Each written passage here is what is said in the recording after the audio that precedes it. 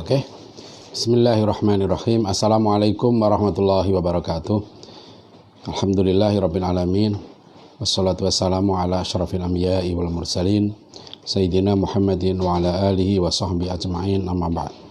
Rabbi shrah li sadri wa yassir li amri wa hlul min lisani yafqahu qawli.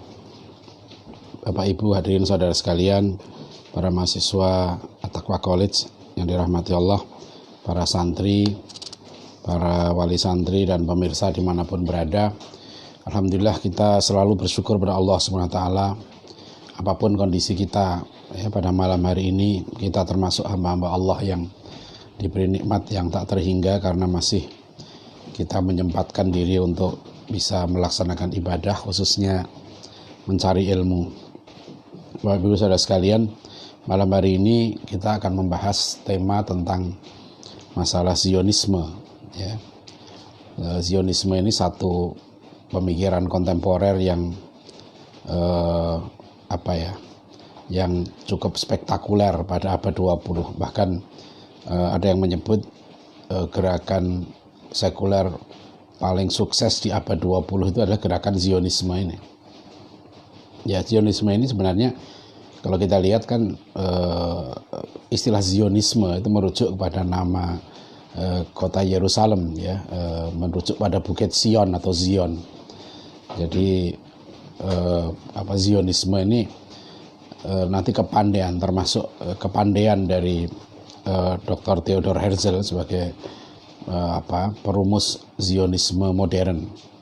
Sebetulnya orang Yahudi dari dulu ya itu biasa ya, mereka Zionisme itu merujuk kepada tradisi berziarah ya ke kota Yerusalem, karena meskipun orang Yahudi sudah terdiaspora ya, terusir, kita tahu kaum Yahudi itu kan beberapa kali mengalami pengusiran ya, terakhir mereka pada awal tahun 610 ya,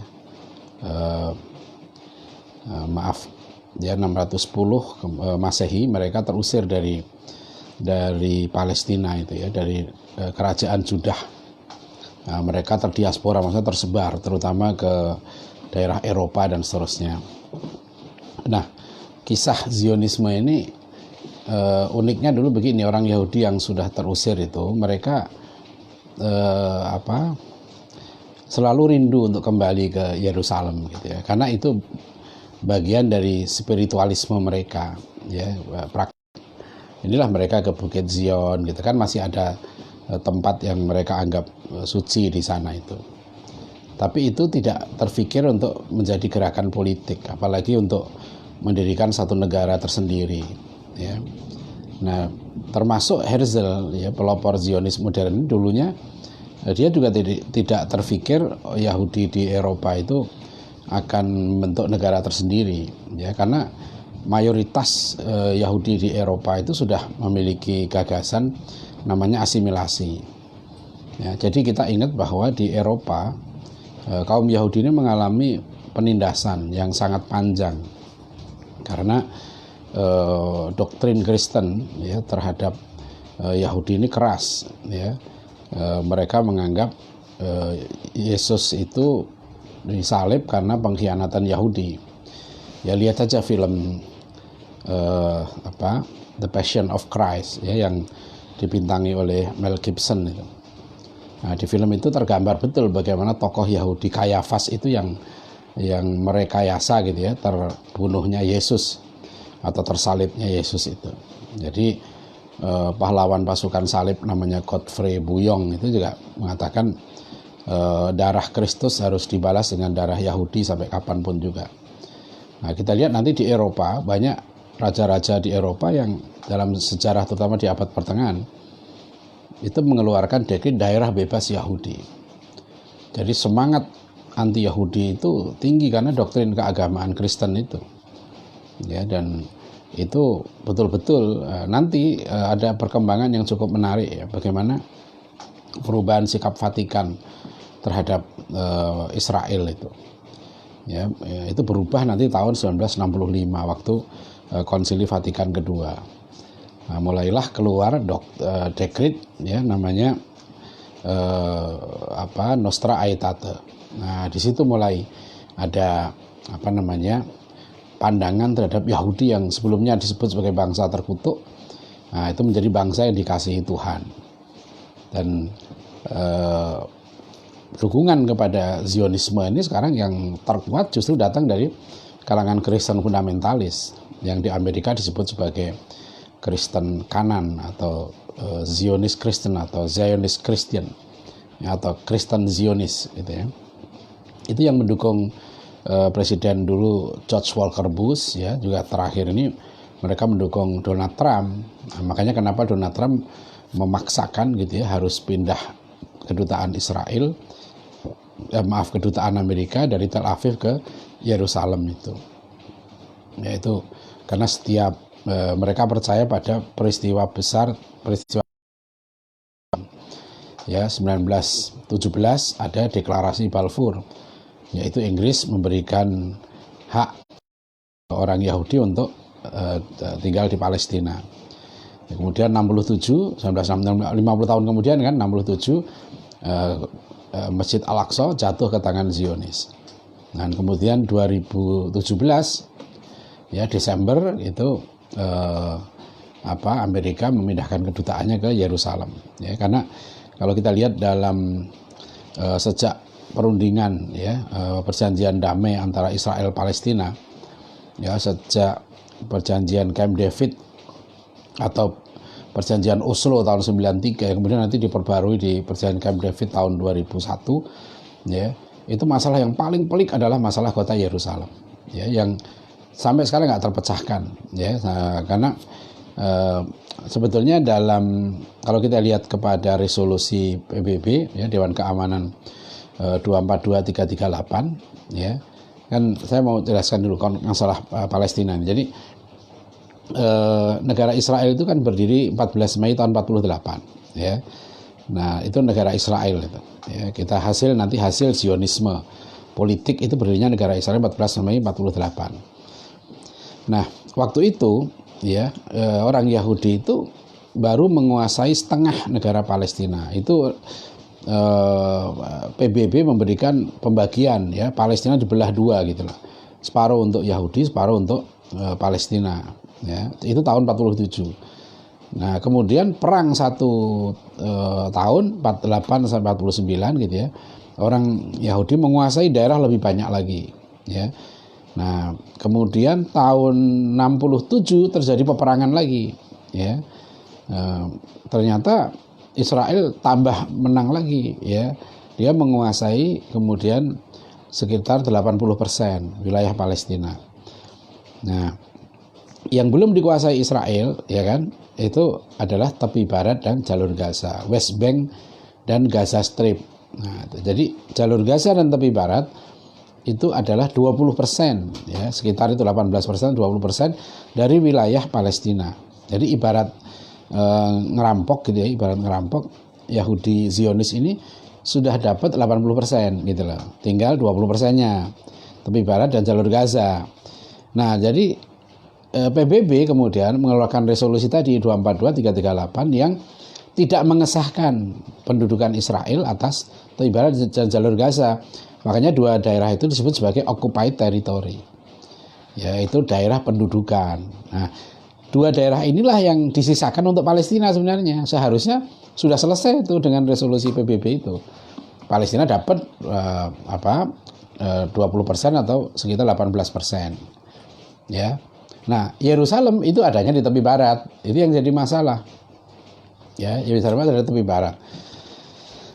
Di tepi barat itu bagi Yahudi yang nanti saya sebut sebagai Yahudi yang radikal atau ekstrim gitu ya, memandang bahwa tepi barat itu justru inti dari Israel Raya atau Eretz Israel. Ya, nah, bayangkan ya, jadi Yahudi itu Zionis sudah menguasai 80% ya. Palestina sekarang dengan perundingan di zaman Nasser Arafat dan seterusnya itu cuma minta itu sebetulnya, tepi barat jalur Gaza. Yang problem Israel nggak mau itu ya. Yang pelik adalah pertama Palestina minta hak untuk kembali, karena pengungsi Palestina itu sampai sekarang di luar Palestina ya itu ada sekitar 4 juta orang.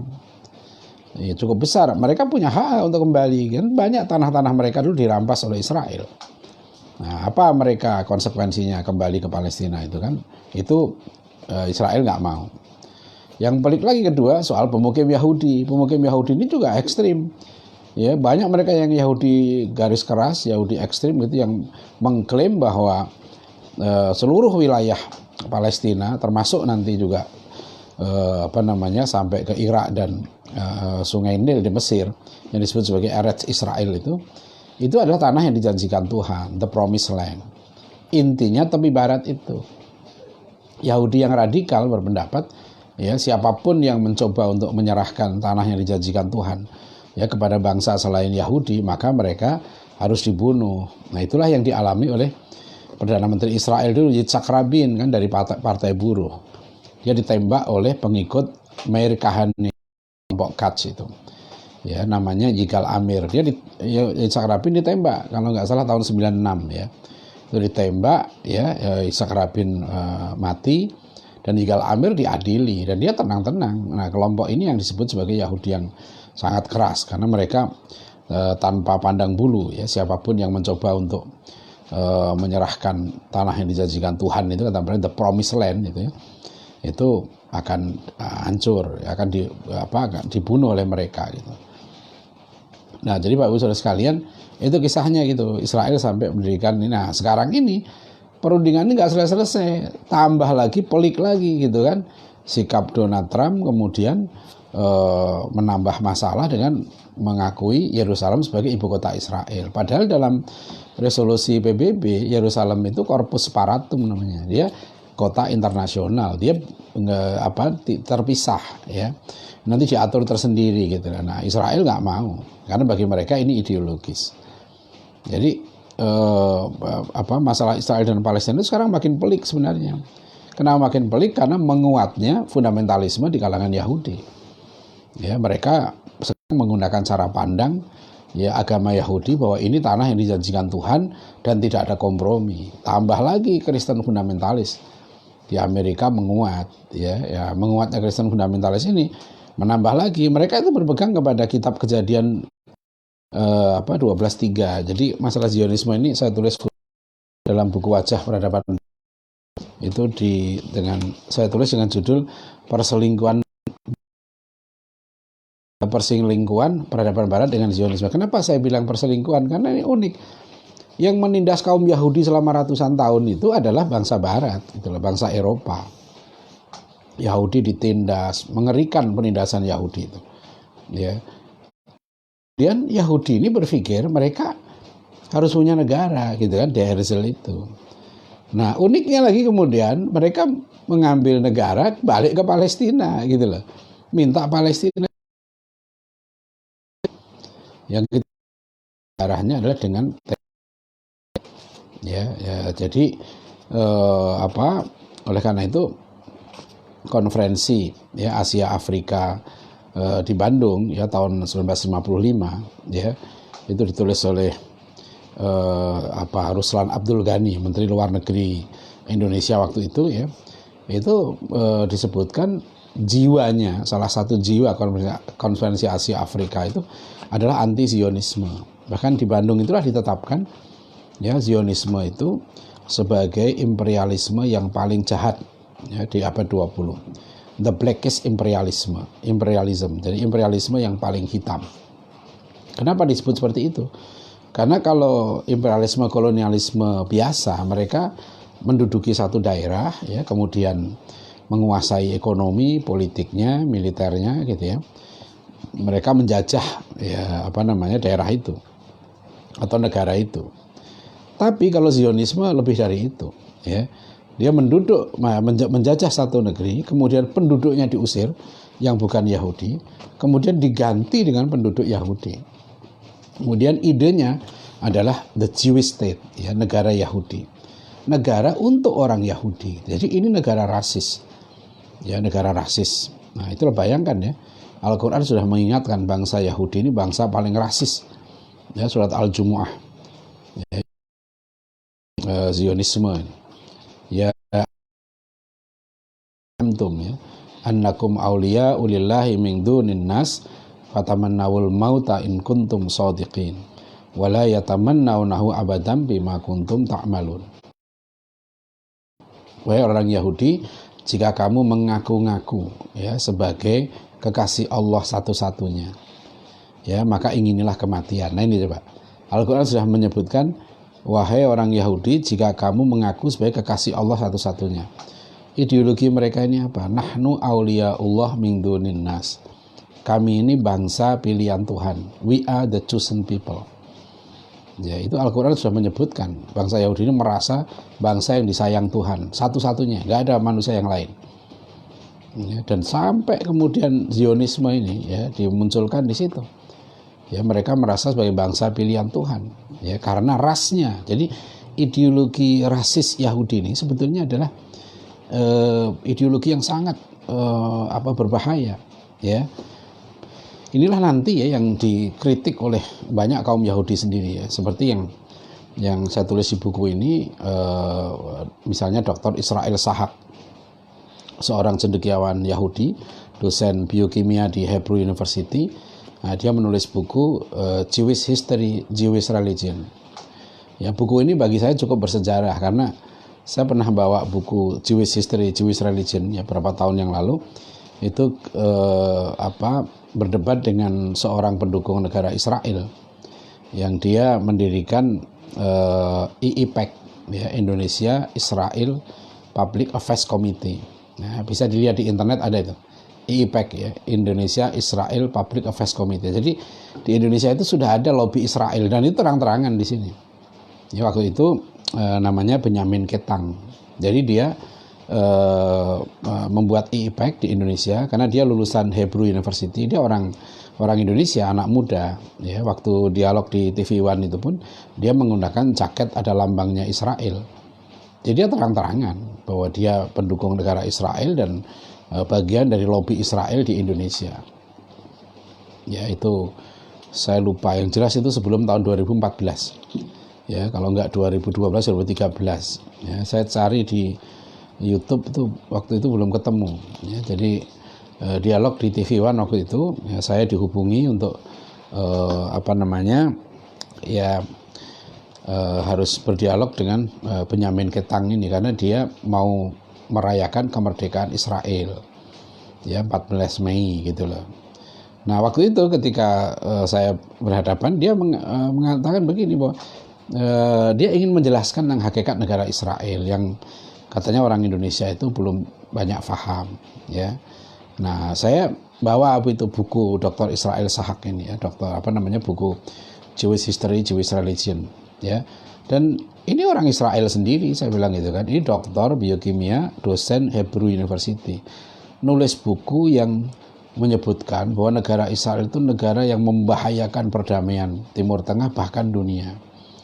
Negara yang rasis ya, negara yang sangat tidak manusiawi gitu ya kepada bangsa selain Yahudi. Jadi ceritanya buku itu ditulis oleh Dr. Israel Sahak ya, karena dia menjumpai satu kasus ya di mana ada orang sakit di kota Yerusalem. Dia minta tolong orang Yahudi memanggil bantuan kesehatan lah gitu. Ternyata orang Yahudi itu menolak ya untuk meminjamkan teleponnya. Dan akhirnya orang ini meninggal gitu, dengan alasan nggak menolong karena dia bukan Yahudi. Dr. Israel Sahak ini mungkin dia Yahudi sekuler ya, dia nggak begitu paham kelihatannya dengan tradisi agamanya sendiri ya. Akhirnya dia teliti, baru di situ dia ngaku dia teliti ajaran-ajaran Yahudi dan dia menemukan ya banyak sekali ajaran-ajaran yang rasis itu. Ya, dia kemudian dia tulislah itu Jewish History, Jewish Religion yang menunjukkan gitu ya betapa betapa tidak manusiawinya ideologi mereka ya. Jadi kalau orang Yahudi dan orang bukan Yahudi itu diperlakukan berbeda karena rasnya. Bayangkan sampai Profesor Ismail Faruqi itu menjelaskan, andekan negara Yahudi itu, negara Israel yang rasis ini gitu ya, itu dibuat di bulan sekalipun itu harus ditolak katanya. Karena ide itu ya itu tidak manusiawi. Ya, negara yang dibangun di atas ras gitu ya. Dimana kalau orang Yahudi melakukan kejahatan dengan orang bukan Yahudi, hukumannya beda tuh. Ya, kalau membunuh orang Yahudi dan bukan Yahudi, hukumannya beda. Nah, jadi karena darahnya itulah, darah Yahudi itu, dia dimuliakan gitu ya. Jadi ini ideologi rasisme ya. Nah, Zionisme itu memang satu bentuk rasisme. Itu keputusan PBB loh. Ya, cuma itu keputusan Majelis Umum PBB ya tahun 1975 yang menyatakan Zionisme adalah satu bentuk rasisme ya. Nah, masalahnya apa? Majelis Umum PBB itu nggak punya kekuatan. Jadi di dalam struktur PBB itu udah diatur oleh negara-negara pemenang Perang Dunia Kedua. Jadi yang punya kuasa itu namanya Security Council, Dewan Keamanan. Dewan Keamanan itu ya kan dulu 11, sekarang 15 anggotanya. 5 anggota tetap. Ya kan? Amerika, Rusia, dulu Soviet ya, Cina, Inggris, Prancis. Nah, 5 anggota tetap ini ya itu punya hak veto. Jadi resolusi apapun di Dewan Keamanan, kalau salah satu dari 5 anggota tetap ini tidak setuju, ya batal itu. Ya, saya belum tahu sampai sekarang apakah itu sudah diubah atau belum, karena sejak dulu ya yang saya tahu negara-negara non-blok sudah termasuk Indonesia minta itu. Ya supaya strukturnya diubah, kan nggak adil gimana? Masa dalam negara tata negara di dunia ini ada 5 negara yang dianggap punya kekuasaan yang beda gitu, di PBB dengan negara-negara lain. Jadi ya disitulah yang saya sebut di situ ada demokrasi. Mereka bilang kita mengikuti demokrasi. Majelis Umum PBB meskipun 99% gitu ya setuju untuk mengecam Israel, ya 99% negara di dunia setuju gitu ya. Tapi kalau satu saja Dewan Keamanan nggak setuju, nggak bisa. Majelis Umum PBB tidak punya hak untuk memaksakan keputusan mereka. Misalnya yang melakukan embargo ekonomi gitu ya. Embargo termasuk serangan militer itu Dewan Keamanan itu ya. Jadi kalau Dewan Keamanan nggak setuju atau satu anggota Dewan Keamanan nggak setuju, udah selesai ya, nggak bisa. Makanya kenapa Israel sampai sekarang ini nggak bisa diapa-apain meskipun Komisi HAM PBB udah menemukan banyak pelanggaran HAM di Gaza dan seterusnya, nggak bisa. Pokoknya selama Israel memegang Amerika punya hak veto, nggak bisa dilaksanakan. Ya, itu tuh hebatnya di situ tuh Israel ini ya, negara kecil penduduknya hanya 6 juta gitu ya. Orang Yahudi di sana nggak sampai 6 juta bahkan di Israel itu. Tapi dia mempengaruhi ya kekuatan politik dunia. Itu sudah banyak lah hubungan antara Israel dan Amerika itu punya hubungan spesial ya, special ally ya, hubungan khusus. Itu banyak penjelasannya. Itu saya kupas di tesis yang saya tulis tentang politik luar negeri Israel. Coba bisa sekalian, jadi kita kembali ya, setelah Israel ini sukses untuk satu negara, kenapa dibilang Zionisme ini gerakan sekuler yang abad 20 dikatakan paling sukses gitu ya? Karena gerakan ini sebetulnya gerakan sekuler, tapi berbaju agama. Dia menggunakan dalil-dalil agama Yahudi gitu loh, untuk mempengaruhi agar orang Yahudi gitu ya mendukung ya gerakan untuk mendirikan negara Yahudi tadi. Nah, saya baru sekarang kembali ya di Kongres Zionis pertama. Jadi Herzl itu begini, Dr. Herzl nih ya, dia berubah pikirannya gitu ya, dari asimilasi ke perlunya orang Yahudi punya negara sendiri. Itu setelah ada kasus namanya Dreyfus Affairs ya. Kapten Alfred Dreyfus ini seorang pilot di Perancis itu keturunan Yahudi. Nah, dia dituduh melakukan pengkhianatan. Nah, dalam persidangan ya terhadap Dreyfus ini muncullah teriakan-teriakan anti Yahudi. Nah, Herzl yang waktu itu sebagai wartawan menyaksikan itu. Akhirnya dia berubah pikiran. Orang Yahudi di Eropa itu sudah berasimilasi ya, sudah mengubah namanya, bahkan orang tua Herzl itu pun sudah menjadi Kristen. Mereka orang Yahudi itu sudah menjadi Kristen pun masih tetap dicurigai karena mereka Yahudi. Jadi karena akhirnya Herzl berpikir begini, oh Yahudi itu dianggap penyakit karena keturunan Yahudi, karena darah Yahudi itu gitulah. Makanya dia kemudian mengajukan solusi bagi orang Yahudi apa? harus punya negara sendiri. Jadi kalau dulu mereka kan berpikir untuk asimilasi. Asimilasinya sudahlah, Yahudi itu sudah menjadi bagian yang integral dari masyarakat Eropa gitu. Nah, akhirnya mereka Herzl itu berubah gitu. Enggak, sekarang Yahudi supaya selesai masalahnya harus punya negara sendiri. Nah, itulah 1896 dia tulis buku Der Judenstaat itu, negara Yahudi. Ya, negara Yahudi. 1 tahun kemudian 1897 dia menyelenggarakan Kongres Zionis pertama. Kongres Zionis pertama. Semula mau diselenggarakan di Berlin, ya, kemudian ditolak oleh orang Yahudi sendiri. Akhirnya dia selenggarakan di Basel, di Swiss itu. Ya. Nah, apa kehebatan Herzl ini? Herzl ini ya, bayangkan, yang setuju, orang Yahudi yang setuju pada Zionisme untuk membuat negara sendiri itu minoritas, ya, itu sedikit jumlahnya. Tapi dia ngotot, ya, tetap Herzl ini dengan idenya, ya, dia punya idenya, ibaratnya dia juga penulis skenarionya, ya, dia nanti juga menjadi aktor utama Zionisme, gitu, dan dia juga termasuk produsernya. Dia mencari dana untuk gerakan Yahudi ini, gerakan Zionis ini. Nah, di zaman-zaman awal, ya,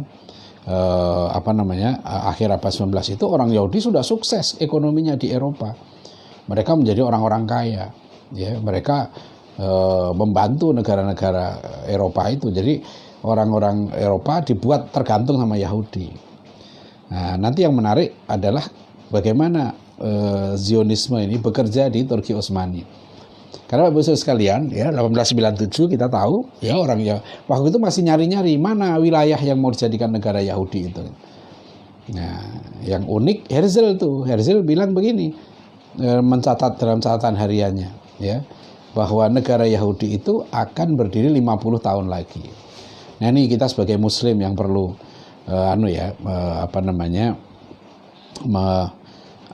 memperhatikan, ya, bagaimana orang Yahudi ini meskipun jumlahnya sangat kecil, ya, tapi mereka punya kemauan dan punya planning, punya rencana dan gigih mewujudkan rencana itu. Jadi kerja 50 tahun itu sudah direncanakan oleh Herzl. 50 tahun lagi negara Yahudi akan berdiri. Dan betul dari 1897 ke 14 Mei 1948, ya, negara Yahudi itu berdiri 50 tahun 3 bulan. Ya, 50 tahun 3 bulan. Makanya Herzl itu sangat dihormati di Israel karena dialah dianggap sebagai pelopor tadi itu, ya, tokoh sentral dari gerakan Zionisme modern itu yang mendirikan negara Israel. Nah, Bapak sekalian, apa yang menarik, ya, hambatan terbesar untuk berdirinya negara Yahudi di Palestina itu datang dari Turki Utsmani, kan? Karena kan wilayah Palestina itu di bawah Turki Utsmani, ya. Nah, Herzl gitu, ya, dia melobi, ya, Sultan Abdul Hamid, ya, Sultan Abdul Hamid kedua itu, ya, waktu itu kan, untuk menyerahkan tanah Palestina itu kepada Yahudi, gitu, ya, kepada Zionis. Dan itu nggak main-main, ya. Turki Utsmani yang sedang mengalami problem ekonomi itu utang-utangnya dibayari oleh orang Yahudi, gitu, ya. Dan banyak imbalan-imbalan yang mau diberikan, gitu, ya. Tapi Sultan Abdul Hamid tegas, ya, menolak, gitu. Bahkan dalam salah satu suratnya, ya, beliau menyatakan sampai tubuhku terkoyak pun nggak akan serahkan karena tanah Palestina itu bukan milikku, itu milik kaum muslimin, gitu, ya. Nah, Bapak Ibu Saudara sekalian, ya, saya meneliti khusus ini, ya, bagaimana gerakan Zionis di Turki Utsmani. Itu menarik, ya, sebab nah ini di buku yang saya tulis ini, di buku Tinjauan Historis Konflik Yahudi Kristen Islam. Jadi konflik antara Islam dengan Yahudi ini, ya, ini kan Yahudi Kristen Islam kan. Sebetulnya konflik yang panjang itu lebih antara Yahudi dengan Kristen. Itu panjang tuh, sebelum Islam pun sudah mengalami konflik kan. Kita ingat, ya, dulunya waktu Kristen baru muncul, mereka dimusuhi Yahudi, gitu loh, ya kan, termasuk kisah Yesus itu dimusuhi Yahudi, kan agama Kristen itu nanti merupakan sempalan dari Yahudi, gitu kan. Nah, itu asalnya, makanya Kristen itu sembunyi-sembunyi terus. Kan baru 300 tahun di wilayah Romawi Kristen mulai diakui. di masa Kaisar Konstantin, ya. Keluarlah namanya Edict of Milan di tahun 313. Nah, Kaisar Konstantin mulai mengakui eksistensi agama Kristen di Kekaisaran Romawi. Kemudian sekitar akhir abad keempat, ya, 370-an Masehi, ya, Kaisar Theodosius dari Romawi itu menjadikan agama Kristen sebagai agama resmi. Nah, dari situlah kemudian Kristen mulai naik, ya. Nanti abad ke-7, ke-8 mulai terbentuknya kepausan. Sampai nanti, ya, Yahudi, jadi sekitar itu mulai abad keempat mengalami penindasan itu Yahudi di Eropa itu sampai abad ke-19, ya, panjang itu. Nah, hubungan Islam dengan Yahudi itu mengalami Islam dengan Yahudi itu mengalami konflik gitu ya. Kalau berdasarkan buku-buku sejarah Yahudi, ya, History of the Jewish People, itu mereka selalu melihat kalau orang Muslim dengan Yahudi itu konfliknya di masa Nabi Muhammad SAW di Madinah.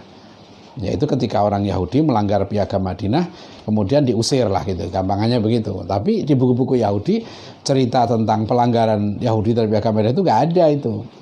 Saya sudah cek di beberapa buku mereka itu nggak disebut gitu. Mereka selalu menyalahkan Rasulullah SAW. Ya, mereka nggak mau mengalahkan Yahudi. Tapi kasusnya itu saja. Ya, artinya Yahudi yang diusir dari Madinah, mereka banyak juga tinggal di negeri-negeri Muslim, di Maroko dan sebagainya itu ada. Nah, Yahudi yang tinggal di negeri Muslim itu coba itu kan berarti abad ke-7 Masehi, ya kan? Sampai abad ke berapa? 18, abad 19. Ya, akhir abad 19, awal abad 20, itu hubungan Muslim dengan Yahudi itu bisa dikatakan baik-baik saja, ya.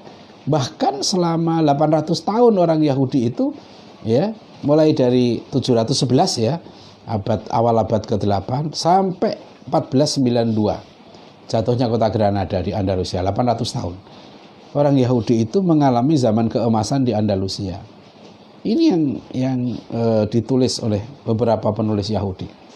Ya, saya mengutip Atlas of Jewish Civilization yang dieditori oleh Martin Gilbert, ya. Kemudian ada Profesor S.D. Guetin, itu profesor Yahudi.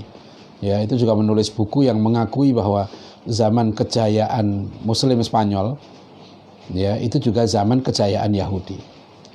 Nah, kisahnya pada saat Yahudi mengalami kejayaan di Andalusia bersama orang Muslim, kondisi Yahudi tadi selama 800 tahun di Eropa, mereka tertindas. Ya, mereka tertindas, dianiaya dan seterusnya gitu.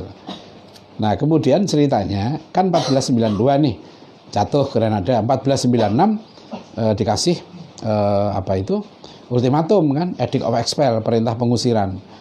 Yahudi maupun Muslim itu di ultimatum, mau pindah agama gitu ya, keluar dari Spanyol atau mati. Pilihan cuma 3 itu. Maka sekitar 150.000 orang Yahudi keluar dari Spanyol. Mereka nggak mau pindah agama Kristen kan. Nah, kemana Yahudi lari itu? Bukan ke Eropa. Yahudi itu mengungsi ke Turki Utsmani. Ya. Jadi saya banyak menemukan gitu ya, beberapa dokumen dari buku-buku Yahudi gitu yang mengakui, ya, kebaikan hati Sultan-Sultan Turki Utsmani. Sampai di Turki Utsmani orang Yahudi itu mendapatkan jabatan yang tinggi, ya. Mereka dikasih jabatan mufti kalau bahasa Islam, ya. Jadi chief rabbi, ya, chief rabbi. Jadi mufti Yahudi. Jadi Turki Utsmani itu bahkan Yahudi itu punya wakil di parlemen Turki Utsmani, ya. Itu kebaikannya Turki Utsmani. 400 tahun lebih orang Yahudi dilindungi Turki Utsmani itu. Ya, ini. Nah, nanti ya bisa sekali. Ini yang saya berpikir ya. Kalau dulu orang Yahudi, ya, begitu pada Nabi Musa, ya, begitu mudah berkhianat gitu ya. Nanti kita lihat nih dalam kasus Zionis ini. Ya, itu yang kita orang Muslim ini gitu ya, bisa merasakan, ya Allah, begini ya sifatnya Yahudi itu. Dilindungi oleh umat Islam, ya, di Andalusia 800 tahun. Ya, mereka juga mengucapkan terima kasih kepada Sultan-Sultan Turki Utsmani yang 400 tahun telah berbuat baik pada mereka, melindungi mereka di saat mereka ditindas, ya, oleh orang-orang Kristen di Eropa gitu ya. Nah, tapi kemudian ketika Zionisme ini, nah ini yang memilukan. Ya, ketika Sultan Abdul Hamid tidak mau menyerahkan tanah Palestina, maka mereka lakukan gerakan, ya, saya sebut sebagai smart rebellion, ya, gerakan pemberontakan cerdas, ya. Mereka menggunakan gerakan clandestine, ya. Itu disitulah peran Freemason kemudian. Apa yang mereka lakukan terhadap Turki Utsmani? Melakukan liberalisasi, ya. Itulah mereka mulai, ya, mendidik anak-anak muda Turki Utsmani yang cerdas-cerdas, gitu ya. Mereka dididik di loji-loji Freemason itu. Dididik sebagai apa? Dididik dengan faham-faham liberal. Ya, faham liberal, ya, kemudian dari situlah muncul, ya, tokoh-tokoh seperti Abdullah Cevdet, ya, Ahmed Riza dan seterusnya yang kemudian mereka berfaham westernized, ya, mereka sudah terbaratkan, tersekulerkan, bahkan ya positivisme. Sampai Abdullah Cevdet itu mengatakan hanya ada satu peradaban, itu adalah peradaban Eropa. Ya, oleh karena itu kalau kita mau sukses, gitu ya, mau berjaya, ya ambil peradaban Barat itu, ya, secara total, ya, ibaratnya mengambil pohon mawar, ya harus diambil duri dan bunganya sekaligus. Nah, gerakan clandestine, ya, Zionisme, ya, atau Freemason tadi di Turki Utsmani itu cukup menarik. Halus sekali mereka itu, ya, mereka sampai akhirnya nanti Turki Utsmani runtuh, ya. Jadi Sultan Abdul Hamidnya itu kokoh, tapi pejabat-pejabat di Palestinanya sudah bisa disuap. Orang Yahudi sudah banyak membeli tanah-tanah di Palestina. Mufti Palestina sudah mengharamkan, ya, pembelian tanah oleh orang Yahudi di Palestina. Tapi masyarakat, ya, mereka mau uang, mereka jadi ada kasus penyuapan orang Yahudi, buktinya makin banyak tinggal di Palestina, padahal sikap Sultan Abdul Hamid tidak menerima itu. Nah, itu makanya 1924 nanti ketika Turki Utsmani runtuh, ya, 1918, ya, mulai Inggris masuk ke kota Yerusalem, dia membawa milisi Yahudi. 1918 itu mulai, ya, puluhan ribu milisi Yahudi mulai masuk ke kota Yerusalem. Nah, organisasi-organisasi paramiliter Yahudi inilah yang nanti mulai melakukan teror, ya, di Palestina. Ini hati-hati betul, nanti ini penting untuk kaum muslimin, ya, karena meskipun jumlah orang Yahudi yaitu sedikit di Palestina, jauh lebih sedikit daripada orang Palestina maupun Arab, tapi ketika mereka minoritas, ya, mereka itu kuat secara ekonomi, mereka terorganisir, ya, mereka punya pasukan khusus untuk itu, ya, mereka mampu, ya, meneror dan mengusir orang-orang Palestina. Ya, jadilah kemudian mereka berhasil mendirikan negara Israel itu. Jadi ada 3 katanya sukses Zionisme itu, ya. 1, mereka menguasai finance, keuangan, ya, mereka menguasai public opini, ya, dan mereka menguasai lobby. Ini 3 senjata ampuh, ya. Nah, kenapa gerakan Zionisme ini sukses waktu itu? Mereka menguasai 3 hal ini. Jadi menguasai lobby, menguasai keuangan, dan menguasai opini. Nah, Bapak Ibu sekalian, ya. Nah, salah satu yang meruntuhkan, ya, gerakan Turki Utsmani, Ottoman Empire ini, gitu, atau kekhalifahan Turki Utsmani adalah liberalisme Yahudi ini, ya, liberalisme Zionisme itu, ya. Dan kita tahu memang Freemason kan semboyannya itu kan liberty, equality, fraternity. Jadi gerakan liberal ini, gitu ya, itu bergerak, gitu ya. Kalau kita lihat dari kemunculan Freemason 1717 di Inggris, ya, 1717 di Inggris. Itu 1717 Freemason itu. 1774, ya kan, menggerakkan revolusi Amerika. Ya, 1774. 1762 Freemason masuk Indonesia. Nah, itu baca bukunya Dr. T.H. Stephen. Sudah diterjemahkan dalam bahasa Indonesia oleh Pustaka Sinar Harapan. Itu gerakan Freemason di Indonesia atau Tarekat Mason Bebas, terjemahannya begitu. 1789 menggerakkan revolusi Perancis. Tumbang kekuasaan agama di Perancis itu, ya. Kemudian Perancis menjadi negara sekuler. Apa semboyan Freemason revolusi Perancis itu? Sama, equality, fraternity, liberty, equality, fraternity. Nah, itu yang di Perancis kan 1789. 1924 meruntuhkan Turki Utsmani. Ya, saya bisa menyebut ini. Dan nanti yang menariknya, salah satu yang menyerahkan surat pemecatan khalifah, ya, itu adalah seorang Yahudi, Emmanuel Karasu, ya, anggota parlemen Turki Utsmani, seorang Yahudi. Ya. Nah, jadi apa pelajaran yang penting bagi kita? Gitu. Jadi hati-hati Bapak Ibu sekalian ya, dengan satu kekuatan besar seperti Utsmani itu diruntuhkan, gitu ya, dengan memang paham-paham yang merusak pemikiran itu, dijauhkan dari agama, ya, menjadi sekuler. Umat Islam kalau sudah nggak berpegang pada agamanya, mau berpegang pada apa lagi, ya? Jadi kalau sekarang kita mau kembali gitu ya kepada Islam, jadi kalau orang mengatakan 1924 Turki Utsmani runtuh, itu jangan melihat 1924-nya, ya, Sultan Abdul Hamid begini, betul Sultan Abdul Hamid itu orang ini, tapi masyarakatnya gitu, itu sudah tersekulerkan, apalagi anak mudanya. Nah ini yang penting ini, karena jadi ketika golongan tua gitu ya, Sultan Abdul Hamid ini nanti diposisikan golongan tua, nggak bisa diliberalkan. Apa yang mereka lakukan? Yang diliberalkan anak mudanya. Mereka sabar menunggu itu, ya kan? Mereka menunggu 25 tahun, 50 tahun, mereka tahu. Ya, oke, sekarang nggak bisa kan? Tapi siapa yang mau, yang mimpin negara ini kan 50 tahun lagi siapa? Kan bukan dia. Ya, nah ini penting ini. Jadi kadang-kala kita, saya perhatikan begini, umat Islam ini kalau soal kepemimpinan banyak sekali yang instan gitu ya, sibuk tiap 5 tahunan gitu. Kita kalau sekarang menghadapi masalah, ya kan, jangan bicara 5 tahun 2000, sekarang 2020 2024, ya, kita bicaralah 2045 minimal, 2050. Siapa 2050 itu yang akan memimpin Indonesia gitu ya. Ya bukan seorang kepemimpinan itu bukan hanya dalam bidang politik. Ya, siapa yang akan memimpin ekonomi? Siapa yang akan memimpin di bidang keilmuan? Ya, siapa yang akan memimpin di bidang ilmu tafsir? Ya, siapa yang akan memimpin di bidang hadis? Siapa yang akan memimpin di bidang politik, ilmu politik dan sebagainya? Bidang keilmuan itu memegang otoritas. Ya, ini jadi Zionisme ini penting karena nanti perjalanannya panjang, ya, tidak tiba-tiba begitu negara Israel itu berdiri. Ada proses yang panjang yang kita bisa belajar dari situ ya. Bagaimana orang Yahudi ini gitu ya, mereka menderita selama ratusan tahun, ditindas terus selama ratusan tahun ya. Bagaimana mereka bertahan ya, seperti kalau ibarat virus itu mereka ngepompong, itu bukan ngepompong. Kalau bakteri itu begitu, virus susah, bakteri bisa, bakteri itu kuman itu dia bisa bertahan di di cuaca yang tidak menguntungkan gitu ya, dia bertahan dengan cara tertentu, nanti ketika iklim kondusif mereka bangkit lagi.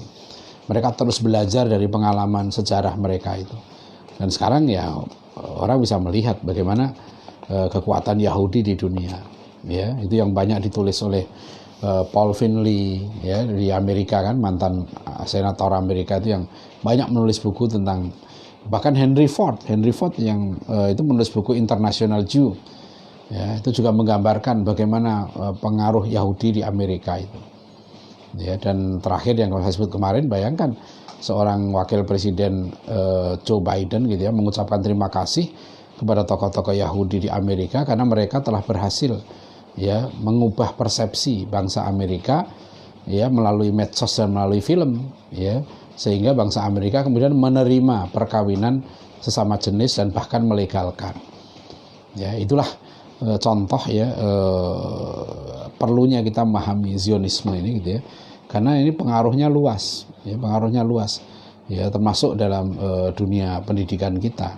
Ya, bagaimana pemikiran liberalisme itu telah meruntuhkan ya anak-anak muda Turki Utsmani gitu ya, mereka diliberalkan dan akhirnya ya tinggal tunggu waktu saja. Jadi kalau kita memahami keruntuhan kehilangan Turki Utsmani itu jangan hanya melihat ini serangan dari Yahudi, serangan dari ini, serangan dari barat ya.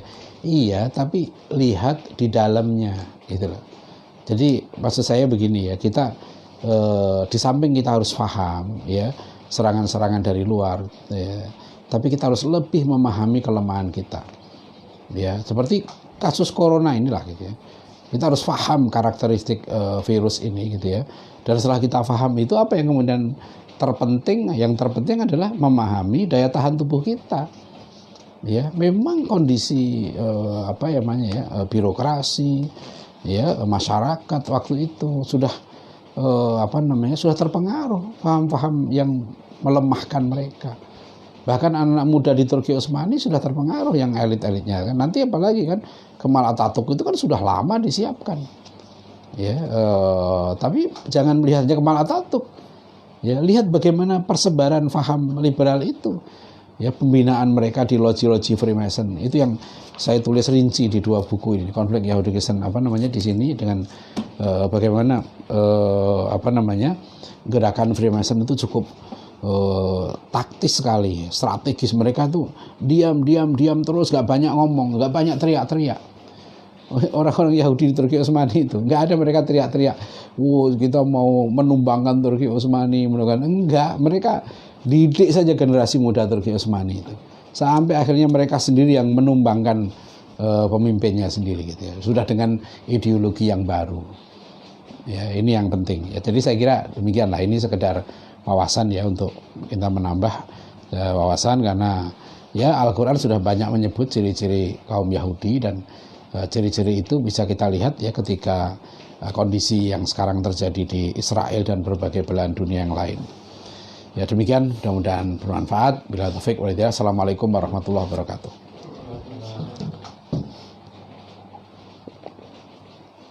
Ada pertanyaan? Ya, Yang pertama dari saudara Beni Amri. Assalamualaikum Ustaz. Waalaikumsalam warahmatullahi wabarakatuh. Bagaimana juga pendapat antum tentang upaya yang dilakukan Imam Syamsi Ali dalam upayanya untuk lebih membangun dialog dengan Yahudi di Amerika? Dalam salah satu wawancara yang dilakukan oleh seorang wartawan dalam sinagog di Singapura, Imam Syamsi Ali mengatakan bahwa ayat Al-Baqarah ayat 120, walan tardu ankal yahudu, menurut beliau itu adalah ayat mengatakan agar supaya kamu berupaya keras membangun persahabatan. Imam Syamsi dalam hal ini nampaknya menggunakan metode pendekatan yang agak nyerempet hermeneutika, menurut Beni Amri, saudara Beni Amri. Bisa dilihat di ada di YouTube, di YouTube yang mana Imam Syamsi Ali di interview oleh Daud Yusuf dalam menit 8. Ya, saya minta maaf belum baca secara lengkap pendapat Imam Syamsi Ali tentang ayat tafsir Al-Baqarah 120 itu ya. Jadi saya belum bisa menjawab itu, karena setahu saya sejauh banyak tulisan Imam Syamsi Ali yang lain lah gitu ya, itu saya melihat beliau masih orang yang lurus gitu ya, yang dalam orang muslim yang insya Allah orang muslim yang baik, perjuangan Islam. Nah, apakah mungkin kadang-kadang begini ya, saya memahami ya posisi beliau karena beliau tinggal di Amerika ya kan, di sana minoritas muslim ya, itu tentu ada psikologis ingin diterima, sedangkan posisi Yahudi kan kuat sekali di Amerika itu. Jadi supaya bisa bertahan di Amerika, mau tidak mau harus bersahabat dengan orang-orang Yahudi di sana. Nah, itu bisa kita maklumi secara psikologis ya, tapi saya belum bisa mengomentari tentang apakah penafsiran seperti itu bisa diterima atau tidak ya. Itu minta maaf belum bisa jawab masalah ini, nanti insya Allah saya cek lagi ya. Yang kedua masih dari saudara Beni, bagaimana menurut antum metode eskatologis yang dipakai oleh Syekh Imran Hussein? Iya, ini juga saya belum bisa juga. Saya ada bukunya Pak Imran Hussein, dan terus terang saya kurang begitu tertarik gitu ya. Terus terang aja gitu ya. Sampai sekarang belum tergerak untuk kan dia nulis juga tentang masalah Yerusalem, Syekh Imran Hussein ini. Ya, jadi kalau saya pegangannya begini Mas Beni ya, yang penting kalau ada penafsiran sesuatu, saya tetap merujuk kepada mufasir yang muktabar. Jadi saya tidak berani keluar, saya pribadi gitu ya, tidak berani keluar. Jadi antum silahkan ngecek saja gitu. Ya, apakah pendapatnya Imran Hussein, atau pendapatnya Syamsi Ali atau siapapun gitu ya. Saya lebih suka mengikuti gitu ya pendapat para mufasir yang muktabar. Ya, jadi dalam metodologi tafsir itu sudah menurut saya sudah baku metodenya. Kalau metode itu diubah, itu akan bermasalah. Ya, nanti akan muncul berbagai jenis tafsir yang sifatnya spekulatif. Prof. Alatas mengingatkan ilmu tafsir bukan ilmu spekulasi. Ya, ilmu tafsir itu ilmu pasti. Ya, nah, itu termasuk ayat-ayat tentang Yahudi ini. Memang saya sendiri sekarang baru terpikir nih, ingin juga saya tuh khusus ya meneliti ya tafsir ya. Saya bukan menafsirkan Al-Qur'an, saya ingin meneliti ya tafsir-tafsir yang muktabar gitu ya tentang ayat-ayat Yahudi dalam Al-Qur'an. Ini keinginan saya nih, mudah-mudahan terwujud. Saya ingin menulis khusus masalah itu karena setelah saya mempelajari banyak tentang Yahudi ini gitu ya, itu saya jadi pengen untuk memahami Yahudi dalam perspektif Al-Quran. Sudah ada beberapa buku, tapi itu masih terlalu ringkas. Ya, jadi itu saja yang saya ingin sampaikan panduannya gitu ya. Ya, saya pribadi seperti itu. Ya, ingin tetap memegang ayat-ayat itu menurut penafsiran yang muktabar, ya, yang terima oleh para ulama-ulama yang punya otoritas di bidang tafsir. Oke, yang lain? Dari saudara Wahyudi Surinto, izin bertanya Ustaz, mohon jelaskan asal mula Semitisme dan apa perbedaannya dengan Zionisme. Insyaallah. Ya, ini istilah yang digunakan oleh Yahudi gitu ya, bahwa kalau orang mengkritik Zionisme gitu ya, itu dibelokkan ke antisemit gitu ya. Nah, Semit ini kan salah satu keturunan Nabi Nuh ya. Nah, itu yang tidak betul ya, ini istilah Yahudi nih. Ya, Yahudi kan ingin menggalang kekuatan Kristen, dia minoritas kan. Jadi sampai ada ilmuwan yang menyebut peradaban Yahudi ini peradaban yang tertawan ya, dia arrested civilization. Dia kecil, dia nempel. Jadi waktu Islam jaya, Yahudi ini menempel ke Islam. Ya, jadi dia seperti parasit begitu ya di Islam. Begitu Eropa kuat, Yahudi nempel ke barat gitu. Ya, dia kemudian mempengaruhi ya. Jadi kayak parasit itu di barat itu. Nah, kemudian dia justru mengendalikan itu. Ya, tadi itu. Jadi setiap kritik nanti kepada Zionisme gitu ya, selalu disikapi sebagai antisemitisme. Nah, dengan semitisme itu dia ingin melibatkan perasaan kolektif bangsa barat itu. Ya, sehingga seolah kalau nyerang Yahudi sama dengan juga nyerang barat. Ya. Nah, wallahu alam ini ya kita karena ini banyak hal yang misterius dalam soal-soal nanti ya kalau sudah masuk dalam lapangan politik dan militer, bahkan dalam kasus-kasus di dunia ini. Begitu saja. Kemudian dari saudara Anggi Wibowo, Yahudi itu agama misi atau tidak Ustadz ya? Terima kasih. Yahudi bukan agama misi, karena justru mereka ini agama bangsa, henoteisme. Maka orang Yahudi tidak berminat ya mengajak orang di luar orang Yahudi untuk masuk agama Yahudi. Kan mereka nggak ada propaganda masuk agama Yahudi gitu. Mereka yang bisa memeluk agama Yahudi itu adalah orang yang bangsa Yahudi gitu. Nah, ini dalam bahasa Indonesia ini agak rancu ya. Bangsa Yahudi, agamanya Yahudi gitu. Nah, kalau bahasa Inggris kan beda. Orang Yahudi, bangsa Yahudi disebut dengan the Jew. Ya. Agama Yahudi Judaism gitu. Jadi beda antara Jewish people dengan Jewish religion. Nah, Jewish religion adalah Judaism. Nah, itu jadi kalau agama Yahudi dia bukan agama misi. Ya. Selanjutnya dari saudara Nanang P. Assalamualaikum Ustaz. Waalaikumsalam. Izin bertanya, seperti gerakan Yahudi ini sangat sistematis dan menguasai berbagai aspek. Apakah ini bagian dari keunggulan Yahudi atau sebenarnya ketidakpedulian atau kelemahan mayoritas kita? Bagaimana strategi efektif untuk mengcounter gerakan Yahudi ini? Syukran. Ya, Rasulullah SAW telah menunjukkan contoh. Memang bangsa Yahudi, ya, karena mereka ini bangsa yang memiliki soliditas gitu ya. Eksklusivismenya itu tinggi sekali. Nah, jadi mereka itu eksklusif gitu ya. Itu yang juga ada analisis sejarah ya. Kalau nggak salah di Profesor Salabi ketika mengapa kemudian Fir'aun membantai mereka gitu ya. Karena di Mesir dulu kehidupan mereka juga eksklusif. Jadi setelah era Nabi Yusuf berakhir kejayaannya, kaum Yahudi ini kan eksklusif dari dulu. Ya, kalau kita lihat mereka tinggal di ghetto, di kayak camp, kelompok-kelompok Yahudi gitu loh. Dan mereka merasa sebagai bangsa pilihan Tuhan itu. Nah, semangat ini yang menjadikan mereka gitu ya, memiliki semangat untuk keunggulan itu. Nah, itu bisa kita pahami mengapa kemudian Hitler membantai mereka di Jerman itu. Bangsa Yahudi menunjukkan prestasi-prestasi tinggi di bidang ekonomi, ya, di bidang keilmuan, ya.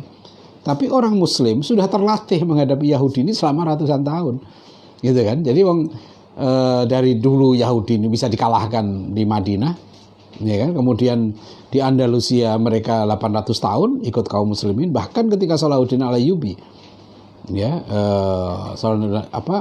dokter pribadinya Salahuddin Al-Ayyubi itu Moses bin Maimun, itu tokoh Yahudi, bahkan ulamanya Yahudi, ya, itu pemuka agama Yahudi, ya.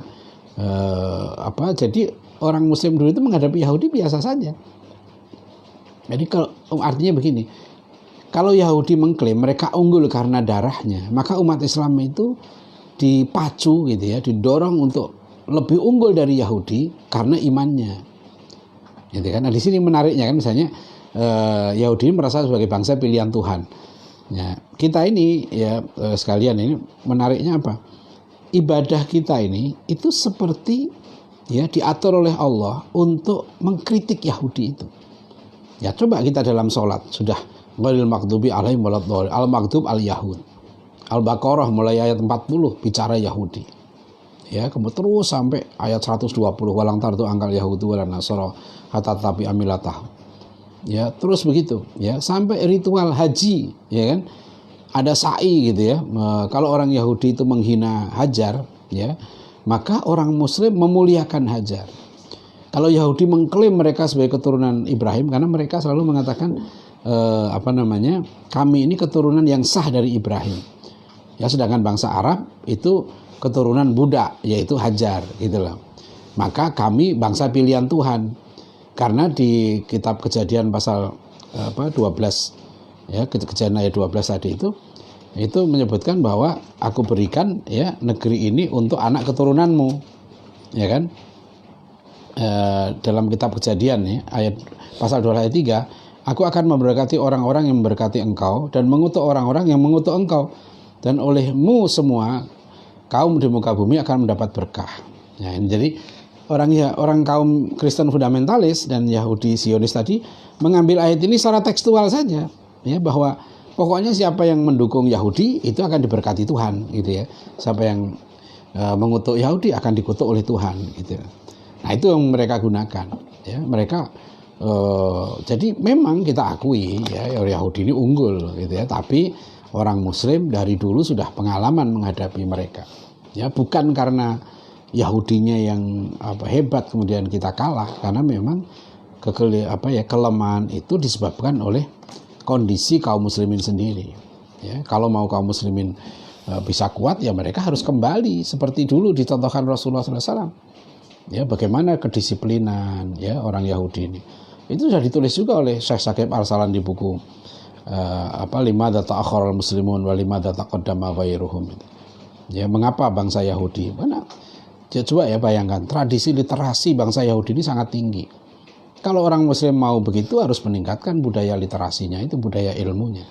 Jadi itu saja sebetulnya bisa diketahui mengapa Yahudi unggul, bukan karena dia keturunan Yahudi, karena memang mereka melakukan kerja-kerja, ya, kerja-kerja keilmuan, kerja-kerja peradaban yang menyebabkan mereka unggul, gitu aja. Ya, kita juga siapapun bisa bangsa di dunia ini untuk menapaki ya kerja-kerja yang menyebabkan mereka menjadi umat yang unggul, gitu. Ya, baik. Satu lagi, Cok. Dari saudara Amrullah dari Sumeneb. Ada dua pertanyaan. Ini dua-duanya berbau eskatologi sebenarnya. Di akhir zaman, yang pertama, di akhir zaman umat Islam versus Yahudi dan umat Islam berada di dalam kepemimpinan Imam Mahdi. Agar umat Islam jadi pengikut atau pendekar Imam Mahdi, bagaimana Ustaz? Kita tunggu aja.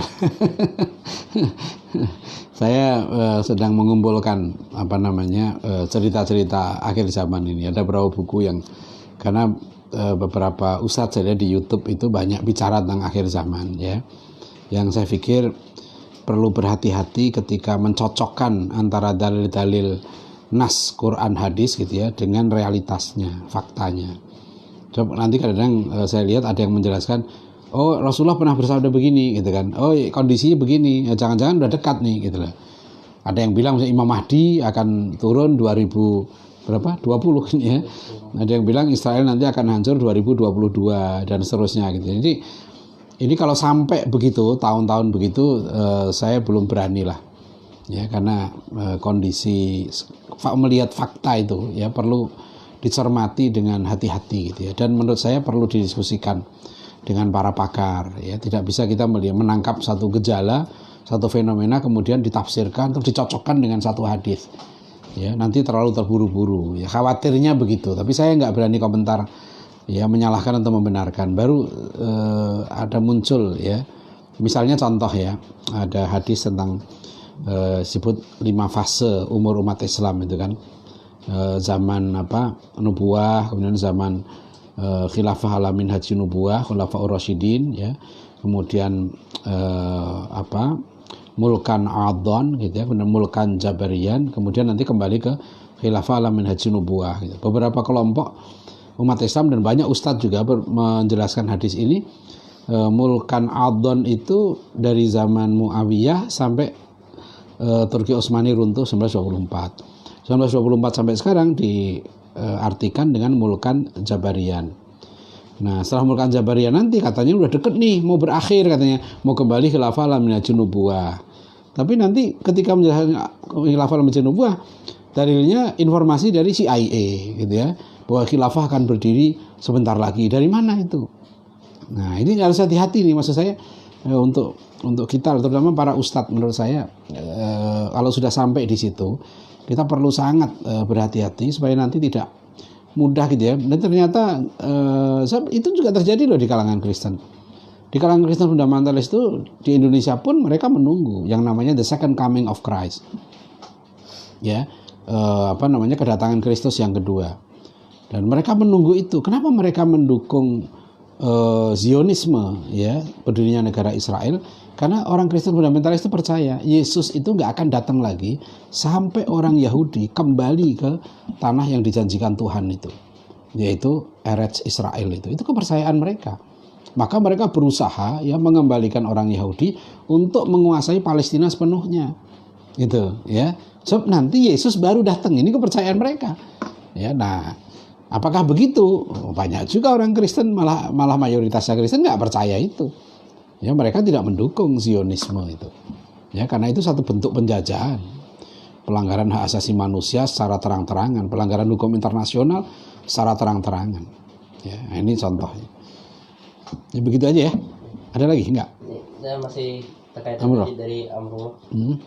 Kemudian Imam Hadi itu tepatnya kapan Ustaz? Saya lihat ceramahnya Kiai Haji Tengku Zulkarnain. Kalau tidak salah 2024 akan muncul Imam Mahdi. Karena guru beliau pernah melihat saat umur 11 tahun. Mengenai pendapat Ustaz, mungkinkah Imam Mahdi muncul 2024? Iya, itu saya sempat dengarkan juga gitu ya, katanya sudah sampai ada suaranya. Itu yang saya bilang tadi, saya tidak berani. Saya tidak berani. Menurut saya sampai kepada menyebutkan tahun, apa itu betul Imam Mahdi, itu perlu diverifikasi lah. Ya, itu perlu, jangan sendiri maksud saya gitu. Jadi keterangan seorang ini gitu ya, itu perlu di cross check beritanya gitu ya, betul atau tidak. Nah, tapi kalau beliaunya mempercayai itu ya, saya kan nggak bisa, gimana mau ukurannya salah benar gimana, kan nggak ada. Itu soal kepercayaannya. Ya, jadi hadisnya jelas, tapi sampai tahun berapanya, nah itu kan kita nggak ada dalam hadis itu seperti itu. Itu menurut saya masih dugaan. Ya, jadi saya kira begitu ya. Baik, Bapak Ibu Saudara sekalian, alhamdulillah kita selesai malam hari ini kuliah yang ke-21 ya, insyaallah besok pagi pukul 6 kita lanjutkan kembali ya, kuliah yang ke-22 insyaallah. Mudah-mudahan kita semua sehat walafiat ya, Allah berikan perlindungan pada kita semua, keluarga kita ya, kita bisa menjalani kehidupan dengan lebih baik lagi. Karena sekarang sudah ada berita di Kota Depok ini dari pemerintah Kota Depok ya, libur sekolah itu diperpanjang, maksudnya bukan libur sih, katanya belajar di rumah ya, diperpanjang sampai tanggal berapa? 11 April ya kan, 11 April. Jadi panjang lagi nih pesantren, apa perlu kita tambah lagi kuliahnya nanti itu, Allah alam ya. Kita lihat nanti rencana kita seperti apa ya. Billahi taufik wal hidayah. Wassalamualaikum warahmatullahi wabarakatuh.